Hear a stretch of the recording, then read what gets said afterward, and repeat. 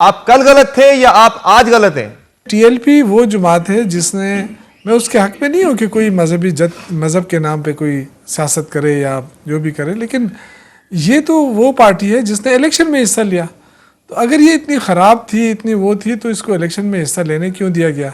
फिर जब इन्होंने जब अनाउंस किया एहतजाज, तो मेरा ख्याल ये है कि लाहौर से इस्लामाबाद पहुँचने में काफ़ी टाइम लगता है। जब इतना बड़ा क्राउड आता है ना, तो उसमें कहीं ना कहीं इनको एंगेज किया जा सकता था। इनको ये जो आपके दौर में भी तो जब वो आपके दौर में भी तो शौकत साहब वो प्रोटेस्ट ही कर रहे थे, आपके दौर में भी तो वो एहतजाज ही कर रहे थे, मार्च ही कर रहे थे जब आप लोगों ने इनके खिलाफ क्रैकडाउन किए थे, जब आपने इन पे पाबंदी लगाई थी, तो तभी तो यही कुछ कर रहे थे ना जो कुछ वो आज कर रहे हैं। अगर मैं 21 और आज का कंपैरिजन करूं तो यहां तक जो पाबंदी की समरी तक पंजाब हुकूमत की जब आई थी वफाकी हुकूमत को, तब और आज बिल्कुल जो इवेंट्स हैं वो एक ही जैसे हैं। आपने भी इसी तरह से डील किया था जिस तरह से आज हुकूमत डील कर रही है, तो फर्क क्या है? मेरे ख्याल ये है कि हम पाकिस्तानी हैं, ठीक है, गलतियां भी हो सकती हैं। इस तंजीम में क्या ख़बाहत थी, क्या था, इतनी देर तक ये कायम रही, इसके दफातर कायम रहे, तो फिर हमारी सरकार क्या करती रही? क्रैकडाउन की ऑपरेशन इसी का इंतजार था कि जो है वो झड़पों की शिद्दत में फर्क हो सकता है, लेकिन उस वक्त झड़पें आपके साथ भी हुई थी, आपके जब हुकूमत थी तब भी पुलिस एहलकारों के साथ झड़पें हुई थी, तब भी हुई थी, आज भी थी। शिद्दत जो है आज ज्यादा थी, उस वक्त कम थी, लेकिन बाकी जो इवेंट्स थे वो सब एक ही जैसे थे। इतना कहना चाहता हूँ ना मैं, ठीक है मैं मानता हूँ, लेकिन मैं ये कहना चाहता हूँ कि इन पे पाबंदी लगनी थी इलेक्शन के दौरान। अगर हम समझते थे कि ये लोग ठीक नहीं है, सियासत नहीं कर रहे, तो इन पे बैन लग जानी चाहिए थी। अगर हमारी हुकूमत ने कोई गलत काम किया है तो मैं तो उसको डिफेंड नहीं चले जरा इसका जवाब दे देंगे, हुज़ैफ़ा रहमान साहब इसका जवाब दे देंगे। मैं जो आपसे आपकी जो सियासी पॉलिसी थी मैं उस पर बात करना चाह रहा था, मैं आपसे उस पर अभी आगे चलकर भी आपसे सवाल करेंगे उस पर। जी हुज़ैफ़ा रहमान साहब, वो कह रहे हैं वो मुज़ाकरात हो सकते थे, बंदे नहीं मारने चाहिए थे, क्या कहेंगे इस पर जरा? जी, मैं इस पे सिर्फ दो चंद हकाइक आपके गोशगुजार करूंगा, क्योंकि एवेल्यूएट करना फिर आपका और आपके व्यूअर का काम है। हम दोनों पर नजर दे रहे हैं। पहली बात तो ये कि यही चीजें हैं जो बानी तहरीक इंसाफ की सियासत को आज बंद गली में ले आई हैं। ये ड्यूअल स्टैंडर्ड्स कि आप कहें कि मीठा मीठा हपअप कड़वा कड़वा थूथू। 2018 में मैं ये बात नहीं करना चाह रहा था, मैंने तो एक बात की थी कि क्रॉस द बोर्ड हम सारे एक हैं और इस तरह का मजहब का किसी को इस्तेमाल ना करने दें, और इसको बैन कर रहे हैं, हम इसके खिलाफ एक्शन ले रहे हैं। लेकिन आपको याद होगा 2018 में ये टीएलपी खड़ी की गई थी पाकिस्तान तहरीक इंसाफ को फायदा पहुंचाने के लिए, और पहला धरना इन्होंने मुस्लिम नून की हुकूमत के खिलाफ दिया था। और आपको याद होगा पीएमएलएन का तमाम राइट का वोट इन्होंने काटा था। हर हलकों में 15-18 हजार इन्होंने वोट हासिल किया, जबकि हमारा और तहरीक इंसाफ का मार्जिन जो है 1500 से 2000 के दरमियान था 36 हलकों का। लेकिन हमने फिर भी आज ये बात नहीं की कि तहरीक इंसाफ को इसकी बेनिफिशियरी है, लेकिन आज इन्हें, अब आपने खुद ही बात कह दी, आई वॉज फुली अनअवेयर कि आज इन्होंने केपीके में इनसे इज़हार यकजहती की बात की है। आप ये देखिए, बानी तहरीक इंसाफ का कोई असूल नहीं है, उनके अंदर इतनी करेज नहीं हुई कि आज वो कहते कि जी जो काम मैंने शुरू किया था और ड्यू टू सम रीजंस मैं वो मंतकी अंजाम तक नहीं पहुंचा सका, आज हुकूमत उसको अगर मंतकी अंजाम तक पहुंचा रही है तो बहुत अच्छी बात है। इन्होंने कहा कि जो मुज़ाकरात करते, यानी उनसे मुज़ाकरात करते जिसने पुलिस इंस्पेक्टर के सर में गोलियां मारी और फिर उसको 16 गोलियां मारी गई, ताकि कल वो इनके घरों में भी घुसते, हमारे घरों में भी घुसते, आपके घरों में भी घुसते, और इशू कोई नहीं है। मकसद कहने का ये कि इनकी जमात के बहुत सारे लोग, लिबरल लोग, आज इसको एंडोर्स कर रहे हैं और वो इस पर खुशी मना रहे हैं कि कम से कम किसी हुकूमत ने इस करेज का मुजाहरा किया है कि इस तरह के जत्थों को कंट्रोल करने की कोशिश की है।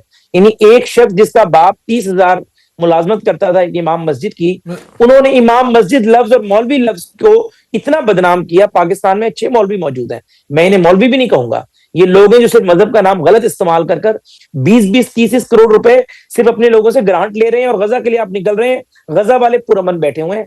मैं इस पे इतना ही कह सकता हूं कि अल्लाह ना करे इस तरह की सूरत हाल कभी तहरीक इंसाफ को देखनी पड़े, अभी उस पार्टी को देखनी पड़े। आज जिस तरह से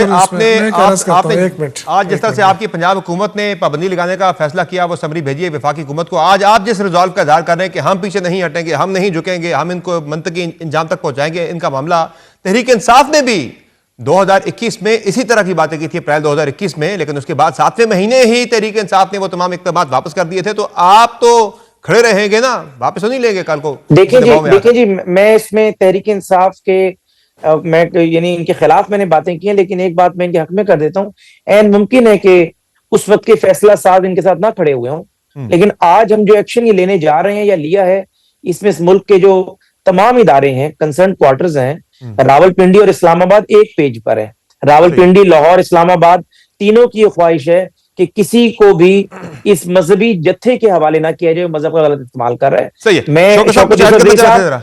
और इनकी जमात को मार्जिन दूंगा। मैं सिर्फ इतना कहना चाहता हूँ चले कि जी शौकत साहब, एक तो मेरे भाई ने इंकशाफ कर दिया ना कि टीएलपी जो है वो मुस्लिम लीग नून के वोट को तोड़ने के लिए बनाई गई थी। अब ये किसने बनाई थी ये भी जरा बता दें, और अगर आपका वोट तोड़ने के लिए बनाई गई थी तो आप उसको खत्म करने जा रहे हैं, मतलब ये तो फिर देखे ना, ये तो मौका मिला है आपको। तो 2022 में खत्म कर देते।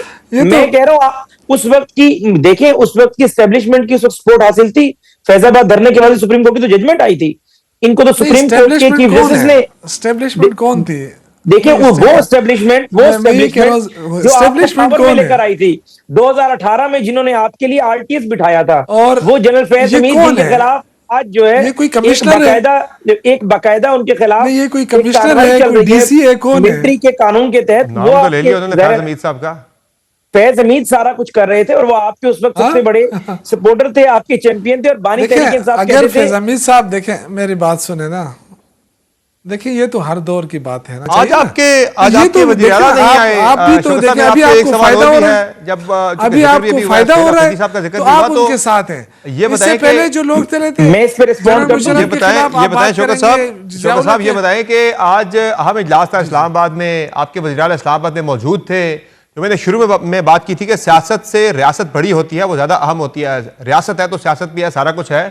बड़ा अहम इजलास था सिक्योरिटी के बारे से, अफगानिस्तान के मसले पर आपका पॉइंट ऑफ व्यू है, वो आपके वज़ीर आला जाकर अगर इजलास में रखते तो वो ज्यादा बेहतर ना होता बजाय बाइकआउट करने के?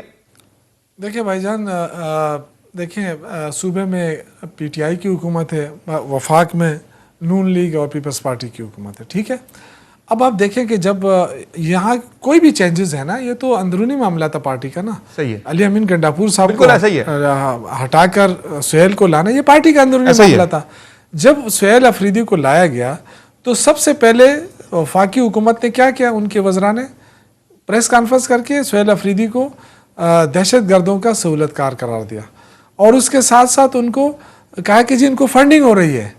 इतने बड़े बड़े इल्ज़ामात। अब हम मुझे बताएं कि इतने वफाकी हुकूमत अगर इतनी बेखबर और ऐसे इल्ज़ामात कि उसका कोई दिफा भी नहीं कर सकता। अब बताएं ना, फिर प्राइम मिनिस्टर ने क्यों एक दहशतगर्द के सहूलतकार को क्यों कॉल की, इसका क्या मतलब हुआ?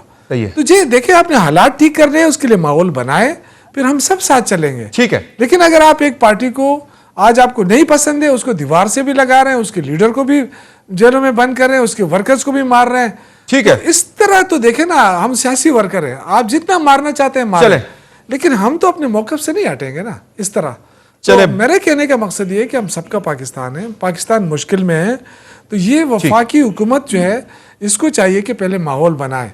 माहौल बनेगा तो बात बनेगी।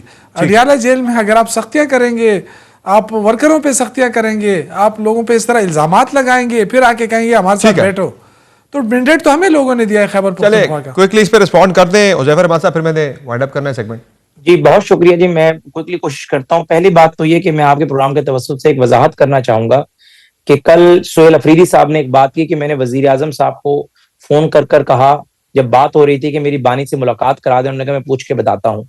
एक तो देखें, अगर वो chief executive of the country के बारे में इस तरीके की अधूरी बात कर कर उनके मुतालिक ट्रोलिंग करवाएंगे तो मेरे ख्याल से फिर chief executive of the province की भी इज्जत कम ही होगी या कोई नहीं कर पाएगा। एक तो वजीर आजम साहब से उनकी बात इस तरह नहीं हुई थी। उन्होंने वजीर आजम साहब को कहा कि मैंने एक खत लिखा हुआ है जिसमें पंजाब हुकूमत को मैंने कहा है कि मेरी मुलाकात का एहतमाम कर दें। तो वजीर आजम साहब ने कहा ठीक है मैं पूछ के बताता हूँ, यानी अपने प्रिंसिपल सेक्रेटरी को हिदायत की और चीफ सेक्रेटरी पंजाब से कहा कि उस मामले की मुझे अपडेट दें। आपने सिर्फ हमें ये बताया कि नमाज ना पढ़ो, लिखा हुआ है कुरान पाक में, लेकिन इस पे फतवा लग जाएगा। आगे ये भी लिखा हुआ है कि अगर नशे की हालत में सही है, गिलास आधा खाली होता है, गिलास आधा भरा हुआ भी होता है। ठीक है, चलिए आज अगली बात नहीं, तो इसमें सुहेल अफरीदी ने इजाफी बात क्या की है? सुहेल अफरीदी ने भी तो यही बात की है ना, उनसे क्वेश्चन साहब ने देखिए उनसे पूछा गया, सवाल पूछा गया ना, चले हमारे सवाल पूछा गया तो उन्होंने यही जवाब दिया कि प्राइम मिनिस्टर ने कहा कि मैं पूछ कर बताऊंगा, क्योंकि वो तो हर चले ठीक हो गया। हमारे सेगमेंट का टाइम खत्म हो गया है, बहुत माजरत खा हूँ, बहुत शुक्रिया उज़ैफर अहमद साहब आपका और शौकत साहब आपका अपने प्रोग्राम में ज्वाइन किया। प्रोग्राम में ब्रेक लेंगे, ब्रेक से वापस आएंगे, एक और अहम इशू के बारे में बात करेंगे, हमारे साथ रहिए।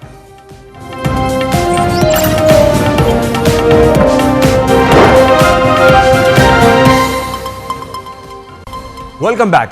गो के